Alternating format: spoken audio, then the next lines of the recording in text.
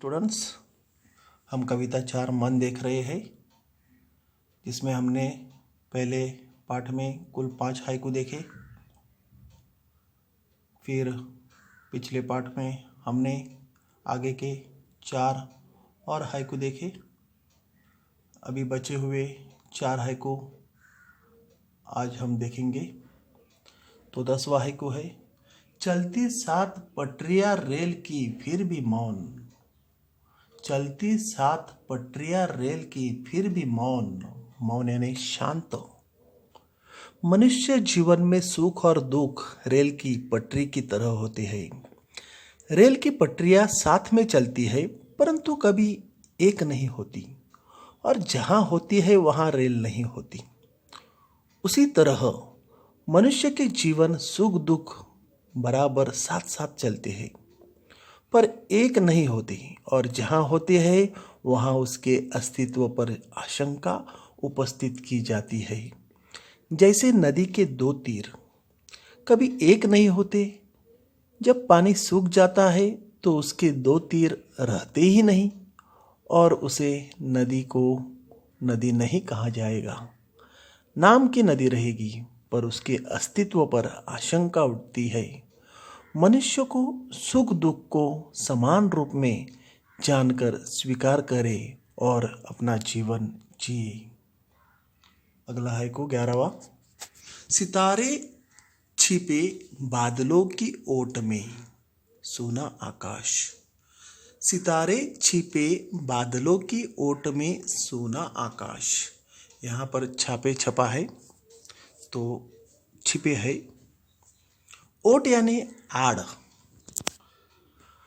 इस हाइकू में रचनाकार कह रहे हैं कि अपने जीवन की खुशियों को अनोखे ढंग से व्यक्त करने की सफल कोशिश इस हाइकू में की है। आसमान यानी जीवन, सितारे यानी यहाँ पर बताया है खुशियाँ सुख, और बादल यानी बाधाएं विपत्तियां। तो आसमान, सितारे और बादल के रूपकों में जीवन की अहम बात बताने की कोशिश की है। जीवन रूपी आकाश पर जब खुशियां के तारे चमकते हैं तो जीवन आनंद अवर्णनीय होता है, परंतु हर सुख क्षणिक होता है। उसके ऊपर दुख के बादल छा जाते हैं तो जीवन निराशा से घिरकर सुना आकाश की भांति बन जाता है, जिसके चलते मन उद्विग्न हो जा उठता है। हमें कोशिश करनी होगी कि दुख का पर्दा यानी ओट हमेशा के लिए हट जाए। अगला है को 12वां, तुमने दिए जिन गीतों को स्वर हुए अमर। तुमने दिए जिन गीतों को स्वर हुए अमर। अपने जीवन में अपने परिजन, हित चिंतक, स्नेही एवं अन्य प्रिय व्यक्तियों का होना अत्यंत आवश्यक होता है। इनके बगैर कोई भी मनुष्य अपना जीवन सफलतापूर्वक नहीं जी सकता। उन्हीं की सहायता से हम अपने जीवन को एक संबल प्रदान करते हैं। ऐसे लोगों के प्रति हमारे मन में कृतज्ञता के भाव होने चाहिए और उन्हें भूलना भी नहीं चाहिए।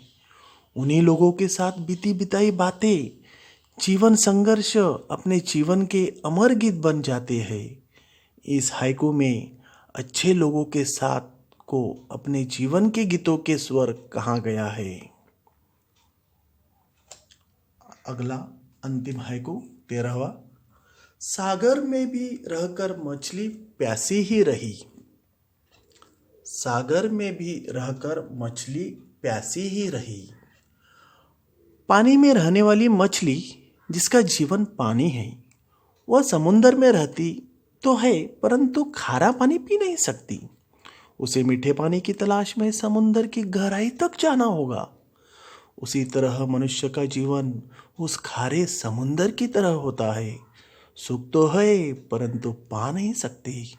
उसे ढूंढने के लिए दुख की गहराई तक जाना होगा, अन्यथा सुख के लिए प्यासे ही रहोगे। उसी तरह मनुष्य की तृष्णा यानी आकांक्षाएं कभी मिटती नहीं।